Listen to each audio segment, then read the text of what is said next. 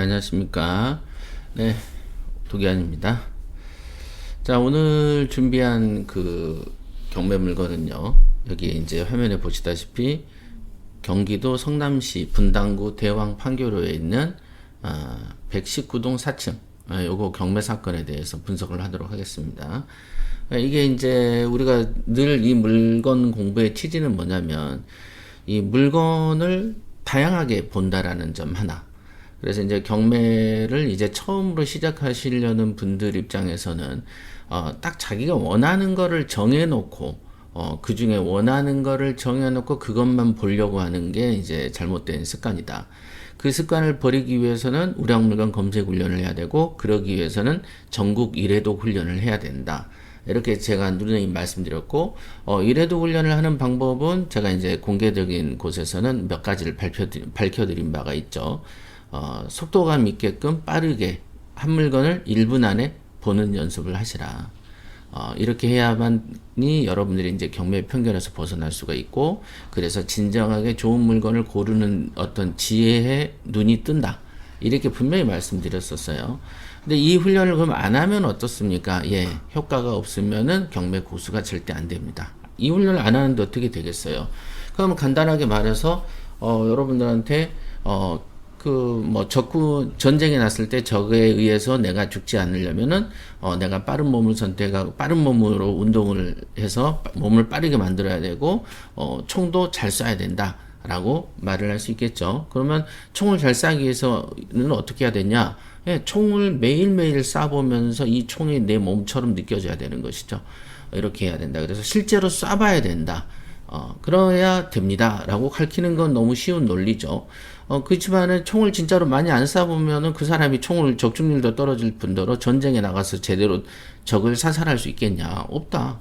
이건 너무 당연한 거죠. 그래서 이래도 훈련을 적법하게 하지 않고 물건을 빠르게 보는 능력이 없는데 어떻게 좋은 물건을 그때그때 골라낸다는 것인가요? 이제 그럴 수가 없다. 이렇게 보시면 됩니다. 그래서 너무 간단한 얘기지만은 대다수가 하지 않으니 이게 특별한 얘기처럼 들리는 것이죠. 그래서 내가 관심 있는 것만 본다는 것은 훈련을 하지 않겠다는 뜻이에요. 내 마음대로 하겠다는 뜻이죠. 그렇게 하면은 실력이 절대로 늘지 않는다라고 단언할 수 있습니다. 자, 여기에 있는 거가, 여기 보면은, 유치권도 있고, 선순위 전세권도 있고, 대항력 있는 임차인도 있고, 중복사건이고, 임금 채권 있고, 이렇게 이제 좀 복잡하죠. 그렇게 됐을 경우에는 대체적으로 경쟁자가 좀 적어지게 마련이죠. 이 정도로 돼 있으면 경쟁자가 별로 없어요. 그러나 더 이제 특별한 거는 이제 노유자 시설이라는 점에서 경쟁자가 더 없는 요건이 갖춰져 있다. 경쟁자가 없는데 굳이 유치권 신고를 했을까 싶죠. 이런 경우에 유치권이 있을까? 없다라고 보면 됩니다. 요즘에 누가 이런 집에 대한 수리를 하면서, 돈을 못 받고 뛰는 공사업체가 어디 있겠습니까? 거의 없다. 이런 경우는 이제 주인하고 짜고 하는 경우가 더 비일비재하다라고 보시면 됩니다. 예전에는 많았죠. 돈이 뛰는 사람도 많았지만 요즘에 누가 어떤 건설업자가 이렇게 뛰진 않습니다. 그래서 이제 독특한 거는 임금채권이라는 게 하나 있네 라는 거죠. 임금채권이라는 거는 여기와 관련해서, 그러니까 이 건물의 주인이 이제 월급을 줘야 되는데 못 주고 밀린 것들이 있다. 그래서 그 임금에 밀린 체불 채권이 여기에 붙어 있겠구나라는 것을 볼 수 있어요. 그렇다면 이 건물의 소유자는 법인일 수도 있고 법인의 대표일 수도 있는 것이다 라고 추정할 수 있는 상황이죠. 그래서 법인의 대표가 임금 채권이 있으니까 유치권 관련해서도 작업도 칠 수 있겠구나라는 어떤 근거 없는 추정도 해볼 수 있다. 근거 있는이 아니에요. 지금 이것만 보고 하는 소리입니다. 그래서 상황상 보면은 14억이 이제 3,900까지 떨어졌다가 이제 5천만 원이 된 케이스죠. 잠깐만요. 프로마우스를 켰습니다. 네, 이렇게 쳤습니다. 그래서 요거는 이제 10회가 유찰이 돼서 이렇게 이제 낙찰이 된 케이스인데요. 한번 보도록 하겠습니다. 이렇게 보면은 이제 물건 개요 공부입니다. 개요 공부 밖에서부터 봤어요. 자, 성남시 분당구 금곡동에 있는 헤리티지의 119동에 402호다라고 돼 있어요. 그러니까 이렇게 보면 단지가 이제 이렇게 있는 거죠. 118동, 117동, 119동, 앞에서부터 101동, 102동 이렇게 이렇게 있죠. 그럼 몇 개야? 110동, 101동부터 19동, 그러니까 19동 있는 거예요. 19동. 제일 뒤쪽에 위치해 있네요. 단지 출입구에서 제일 뒤쪽에 위치해 있습니다. 집은 이렇게 생겼는데 우선 사진을 보기 전에 이 개요에 대해서 설명을 해드릴게요. 일단은 72평이죠. 대지권이 72평이니까 땅이 굉장히 어마무지하게 넓어요. 꽤 넓습니다. 그 다음에 이제 건물은 49평, 164제곱미터짜리입니다. 건물 면적은. 그 다음 채권자 있고 채무자가 이제 회사네요. 그죠? 회사다 보니까 당연히 임금 채권에 대해서 있구나. 이렇게 몇 가지를 추정하는 방식이에요. 14억이 3,900이 돼 있구나. 이렇게. 그 다음에 여기 전체 보기를 클릭했을 때 신건이 2024년 6월부터 시작해가지고 쭉쭉쭉쭉쭉 빠지다가 여기 6월 16일이니까 어저께 3,900의 최저가일 때 주식회사 사이먼이라는 데서 5,100만 원에 매입을 했습니다. 3,900이 5,100을 썼을 때는 이 물건은 거의 아무도 잡지 않을 거야라는 일정한 믿음도 있었지만 꼭 잡고야 말겠다라는 어떤 의지가 반영됐다라고 볼 수도 있겠습니다. 그러니까 이 정도를 사는 사람이라면은 당연히 여기와 관련자일 가능성이 있어 보입니다. 그래서 그런 관련자인데 그지만 혹시 모르는 사람이 들어올까봐 5천을 더 쓴 5천만 원을 쓴 걸로 보입니다. 사실상 이 자체만 가지고도 사실 아무도 응찰하지 않는 건입니다. 이렇게까지 떨어졌을 때는 이유가 좀 있었겠죠. 그 이유는 권리 분석에서 볼 수가 있는데요. 이제 권리 분석을 하지 말고 일단은 여기부터 읽어볼게요. 보바스 기념병원의 북서측에 있고 어쩌고저쩌고 노인복지주택 단지 동측 인근에 판교로가 통과하고 보존 녹지고 뭐 이용 상태는 노인복지주택이고 방이 3개고 욕실 2개 그러니까 실평수는 49평입니다.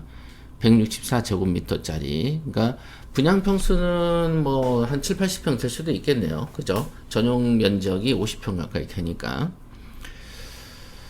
임차인으로부터 매매대금 4억 7천 및 이자에 대한 유치권 신고가 있으나 성립 여부는 불명확하다. 예, 성립하지 않는 거예요. 유치권은 그 물건과 관련돼서 공사비를 지출했을 때, 그래서 그거에 대해서 이 공사비와 이 그러니까 채권이죠. 채권과 물건이 결련성이 있어야지 유치권이 성립을 하는데, 이 결련성이라는 것은 말 그대로 관계가 있어야 된다는 관계. 이렇게 끈끈한 관계가 있어야 결련성이 있는데, 이게 뭐 이름 자체가 매매대금하고 이자 그러면은 이거는 공사도 아니고 뭣도 아니고 이 물건에 대해서 생긴 채권으로 볼 수가 없어요. 이거는 매매대금이기 때문에 요 문구만 가지고도 유치권 아무것도 아니네 라고 보실 수 있는 거고, 또 하나는 이 선순위 전입자라는 사람이 있어요. 여기 보면 쭉쭉 내리다 보면은 소유권이 서우로이엘 보존 등기. 그래서 낙찰자가 아까 서우 뭐가 아니었나?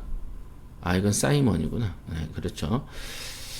이렇게 서우로이엘 이렇게 쭉쭉쭉 가다가 신태훈이 씨가 전세권을 2015년에 들어옵니다. 여기 있는 신태훈 씨죠. 여기 신태훈 씨인데 여기는 전입업금 확정 없음. 이거는 전입신고를 하지 않은 거예요. 확정일자도 안 한 거지만 대신 전세권 등기를 신청한 케이스입니다. 잠깐만 이제 권리분석으로 옮겨 놓을게요. 그래서 권리분석을 하다 보면은 전세권이 선순위 전세권이 있어요.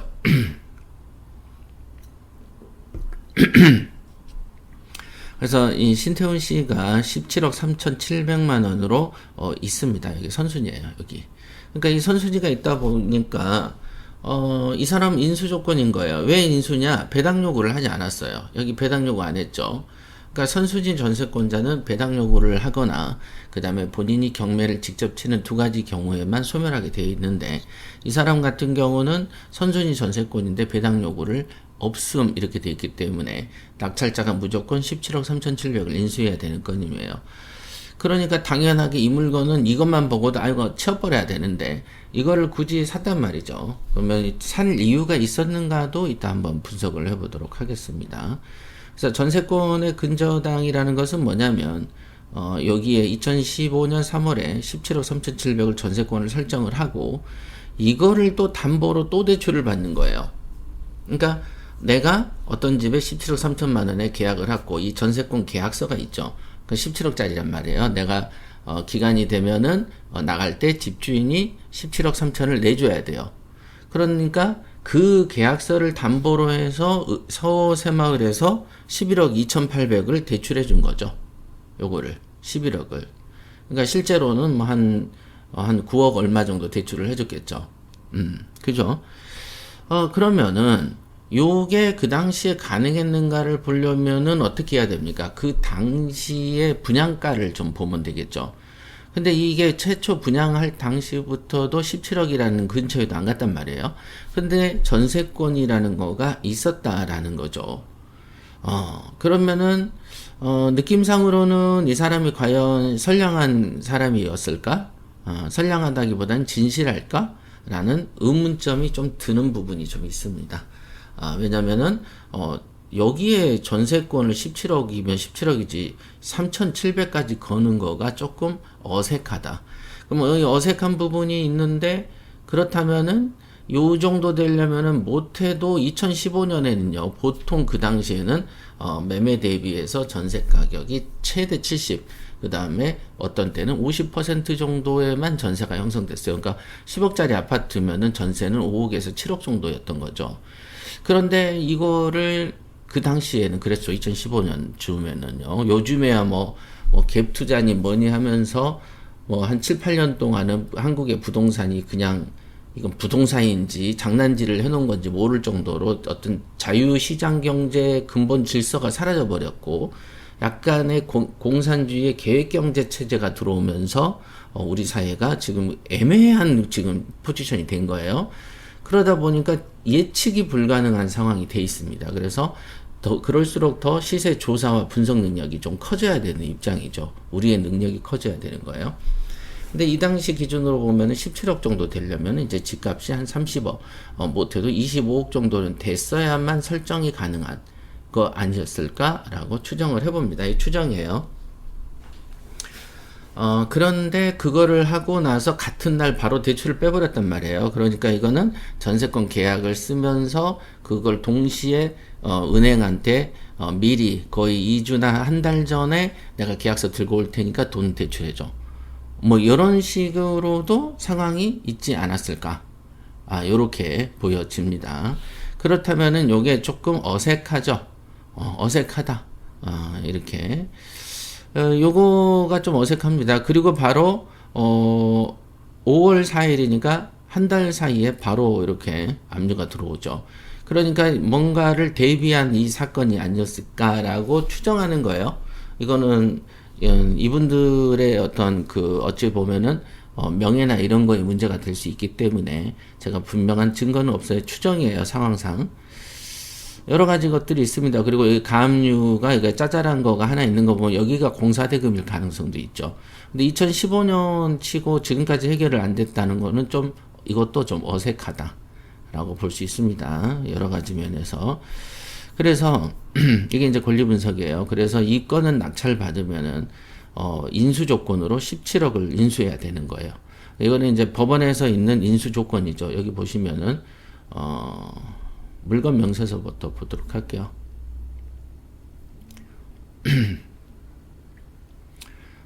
조금 기다려야 되네.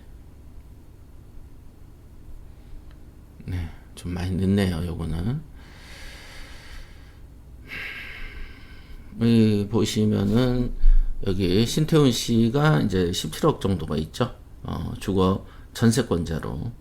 그리고 이제 을구, 여기 등기된 부동산에 관한 권리 가처분으로 매각으로 효력이 소멸되지 아니한 것에 있어요. 그러니까 이거는 법원에서 정한 기록이기 때문에 17억을 무조건 인수해야 되는 거예요. 그러니까 현재 이 물건은 3,900만 원일 때 낙찰을 받는다고 쳐도 17억을 더 줘야 되니까 그냥 이 물건은 그냥 17억 한 6, 7천에 사는 건데 5천에 질렀단 말이에요. 그러니까 실제로 17억 8천에 사는 게 되는 거죠. 그래서 취득세는 17억 8천으로 냅니다. 요건 5천에 샀다고 해서 5천에 취득세를 내는 게 아니고요. 실제로는 17억 8천에 냅니다. 그래서 이거는 조금 뭐라고 해야 되나? 개인들, 아까도 제가 그랬잖아요. 이런 상황이면 사실은 3,980이나 90 써도 상관이 없는데, 굳이 5천을 썼을 때는 이 물건 내가 가져야 되겠다. 내가 어떤 계획을 갖고 있다. 꼭 사야만 되는 이유가 있다라고 비춰지는 상황이 되겠습니다. 자, 이거는 이제 권리 분석을 해드렸고, 그러니까 이 상황에서는, 자, 그럼 입지 분석을 한번 볼까요? 입지 분석에 지도를 한번 볼까요? 지도? 아니, 사진을 먼저 보자. 사진 보시면은, 단지가 뭔가 왜 이렇게 경사가 져 있지? 실버타운인데 왜 이러지? 이런 느낌 정도. 이왕이면 좀 평지면 어땠을까라는 생각이 드는데, 아까 거기가 보존 녹지였기 때문에 깎아낸 게 아마 이 정도일 수도 있겠구나. 라고 추정도 되고요. 약간의 이제 계단식으로 돼 있는 건지, 여기 좀 경사가 좀 있죠? 있습니다. 이렇게, 나름 시설은 깔끔한데, 여기 유치권 행사 요거는, 전세권이 설정돼 있어서 점유 자체를 못하기 때문에, 이 문짝에다가 써붙여 놓는 것은 아무런 효력이 없는 거예요. 그 다음에 법적인 부분도 근거가 없기 때문에 이거는 유치권이 아닙니다. 그래서 이거를 본인이 유치권이 아니면서 자꾸 이렇게 주장을 하면 어떨 때는 경매 방해죄로 넘길 수도 있는 사안이고, 아니면 애초부터 어떤 이유가 같은 하나의 작품을 만들기 위한 것일 수도 있어 보인다, 이렇게 볼 수 있습니다. 그래서 입지 면에서는 어딨냐, 지도를 한번 볼게요. 네. 지도를 보면은 항상 지도는 여기 미금역, 미금역이죠. 수인선, 수인분당선, 수원분당선이죠. 미금역이 있는데요. 수인분당선, 미금역에서 가깝진 않네요. 여기 옆에 보바스 기념병원이 바로 여기를 담당하고 있는 업무가 제휴된 실버 병원이라고 합니다. 보바스 병원. 이거와 관련하는 기사들이 좀 있더라고요. 이 병원. 여기가 어쨌든 실버타운이니까 나이가 좀 있는 분들이 입주하겠죠. 그래서 약간 여기 보면은 딱 봐도 이게 등고선이 있고 산 밑에다가 만들어 놨다. 이렇게 보시면 되고, 이런 데는 비싸니까요. 그래서 이제 크게 나름 기획을 좀 제대로 했어요. 병원도 좀 큰 병원 옆에다가 짓고, 했던 걸로 보여집니다. 처음에 이제 야심차게 시작하죠. 항상 이런 거는. 그러나 어떤 특별한 목적을 가지고 이렇게 지어지는 공사들은 항상 끝이 좀 안 좋습니다. 항상. 그래서 이제 이거를 초임에 이제 막 그때 분양한다, 돈 된다, 그러면 또 그걸 또 그냥 혹해가지고 사시는 분들이 있는데, 그런 돈 있으면 그냥 경매 배워가지고 경매하시는 게 맞습니다. 이런 데다 투자하시면 안 돼요. 자, 요거의 역사 중에 제가 이제 검색을 몇 가지를 해봤어요. 그러니까 유튜브도 있더라고요. 유튜브. 소리는 죽이고 보도록 하겠습니다. 이제 이런 식으로 입구. 이렇게. 입구 있죠? 조금. 근데 이제 이게 집 내부인데, 이게 10개월 전에 촬영된 겁니다. 10개월 전에. 근데 좀 많이 좁죠? 좁아요. 좁은 데다가 거실이나 이 바닥의 장판이나 이 형태, 위에 천장의 등 형태라든가, 여기에 중간문의 어떤 작은 창들, 이런 게 조금, 어떻게, 저같이 아마추어가 봐도 좀 조잡스럽다, 이렇게 비춰집니다.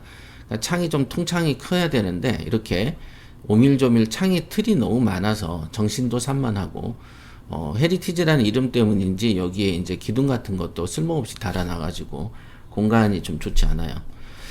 공간 활용성이 좀 처집니다. 그래도 문도 좀 작죠. 비싼 집 치고는 조금 작은 빌라같이 이 문이 좀 작습니다. 창의 위치라든가 이런 거, 위에 천장이나 이런 거 보면은 조금 그 현대식에선 좀 처지는 느낌이 좀 있어요. 그래서 이제 여기에도 보면 후기들이 보면 다 악플이 많습니다. 다 안 좋습니다. 요 집은 여러분들 한번 찾아보시고요. 근데 이렇게 찾아보는 방법도 여러분들이 하셔야 되는 거예요. 이건 해야 되는 거죠. 우리가 이제 경매를 하면은 이렇게 저런 거를 뒤져보네. 오케이. 그럼 나도 저런 걸 배워야지. 이렇게 배우셔야 되는 거. 이게 여러분들한테 이 방송은 절대 초보 상대는 아니에요. 사실은 최소 실전 입찰반하고 스파레주반한테 할 수 있는 강의인데 그냥 그거를 그렇게 국한돼서 하는 것보다 그러면 오래 못하니까 제가 공공연하게 좀 볼 수 있는 자리에 놔야 저도 가끔 시간 내서 촬영하는 맛이 있죠. 요거 물건을 보면 18억의 초호화 실버타운이 줄경매, 이게 2016년 기사입니다. 이게 2016년 뭐 시크릿 가든이나 뭐 이런 데에서 주로 이제 촬영이 됐다라고 하고요. 그래서 지금 우리 물건이 164짜리입니다. 이게 이제 당시 분양가가 17억이었다라고 되어 있단 말이에요. 당시. 그러니까 아까 말했던 것처럼 2009년에 분양가가 17억인데 2015년에 17억 3천에 들어오는 건 좀 말이 안 된다. 더더군다나 이때 2016년 기사니까 요런 것들이 다 이제 문을 닫았어요. 거의 하지 않습니다. 이런 시설들이. 그래서 여기도 있네요. 분양 실패하고 어쩌고저쩌고 무안의 기업도시도 실패하고, 여기는 주로 안 되는 쪽만 찾아다니네. 무안도 보면은 이번에 그 작년에 무슨 잼버리 대회인가 할 때도 보셨지만은 뭐 별로야. 할 게 없어. 무안은 더 공터가 많습니다. 무안은 사람 인구수도 좀 적고, 거기에 무슨 쇼핑몰입니까? 또 태양광은 말 그대로 진짜 별거 아닌 사업이고요. 근데 이제 여기가 이제 취지는 좋았던 것 같아요. 요양원 있고 뭐 어쩌고저쩌고 뭐 이런 거지만, 한국에 이제 그 노인이 많아지고 고령화 사회에 들어간다. 그러니까 요양원을 해야지. 뭐 요양병원 이런 쪽으로는 병원으로 해서 정부기관에서 돈을 받아 먹는 거는 요양병원은 비전이 있습니다만은 이렇게 개인적으로 크게 시설해서 하나당 뭐 분양을 이렇게 하는 것은 좀 좋지 않죠. 사업성이 안 좋아요. 이번에 거북섬 같은 효과다 이렇게 보시면 됩니다. 그래서 뭐 이렇게 좋지 않습니다. 16년부터 좋지 않았었습니다, 이게.